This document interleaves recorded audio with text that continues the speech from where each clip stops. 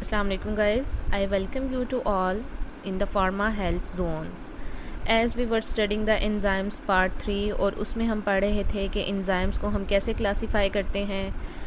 Enzyme commission system के according हमने enzyme को 6 कैटेगरीज़ में डिवाइड किया था: ऑक्सीडो रिडक्टेजेस, ट्रांसफेरेजेस, हाइड्रोलेजेस, लाइएजेस, आइसोमेरेजेस एंड लाइगेजेस। हमने ये पढ़ा कि एंजाइम्स को नेमिंग कैसे करते हैं। नेक्स्ट, इन क्लासिफिकेशन के अंडर जो भी एंजाइम्स हमने स्टडी किए थे उनकी फ़र्दर सब डिवीजन्स क्या थी और हर एक के क्या क्या फंक्शंस थे। हाइड्रोलेजेस एंजाइम्स क्या होते हैं जो हाइड्रोलिसिस को कैरी आउट कराते हैं, इनके सब ग्रुप्स क्या हैं, एंड व्हाट आर द लाइएजेस, और लाइएजेस के केस में अगर एडिशन होती है या डिलीशन होती है या रिमूवल होती है तो उस केस में क्या चेंजेस आती हैं।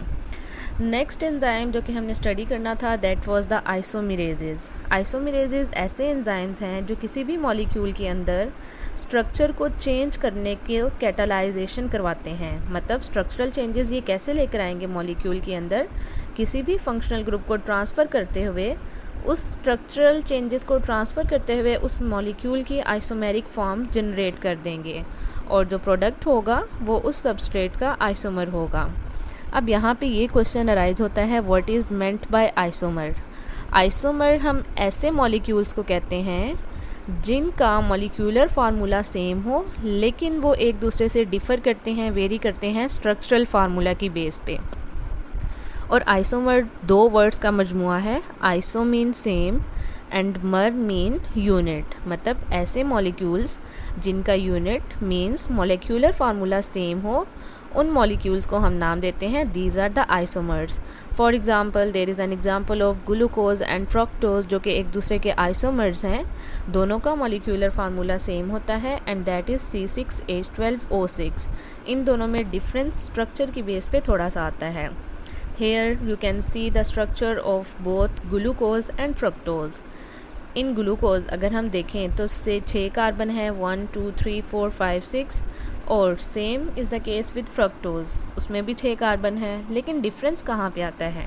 ग्लूकोज के स्ट्रक्चर में कार्बन नंबर 1 पे जो फंक्शनल ग्रुप है that is the aldehyde group, जबकि फ्रक्टोज की कार्बन नंबर 2 पे जो फंक्शनल ग्रुप है that is the ketonic group.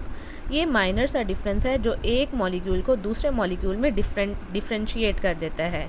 अगर हम इसका मॉलिक्यूलर फार्मूला देखना चाहें तो दोनों का सेम बनता है एंड दैट इज़ C6H12O6।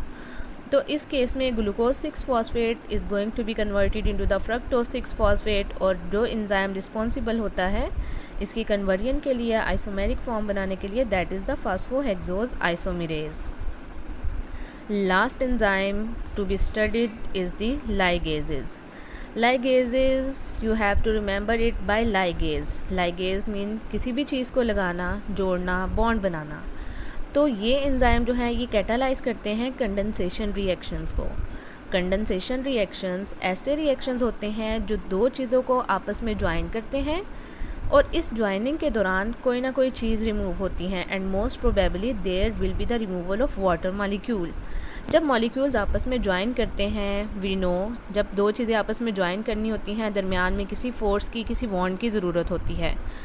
तो यहाँ पे अगर मॉलिक्यूल्स ज्वाइन करते हैं तो उनके दरमियान में जो बॉन्ड बनते हैं दैट में be carbon oxygen bond, carbon sulphur bond, carbon nitrogen bond and carbon carbon bond. और इनकी ज्वाइनिंग जो है इसके लिए हमें एक रिक्वायर्ड होती है हाई एनर्जी सोर्स, और high energy source in chemistry is always in the form of ATP और GTP। ATP stand for adenosine triphosphate while GTP stand for guanosine triphosphate. Here is an example of condensation reaction जिसमें acetyl coenzyme A is going to be converted into the malonyl coenzyme A।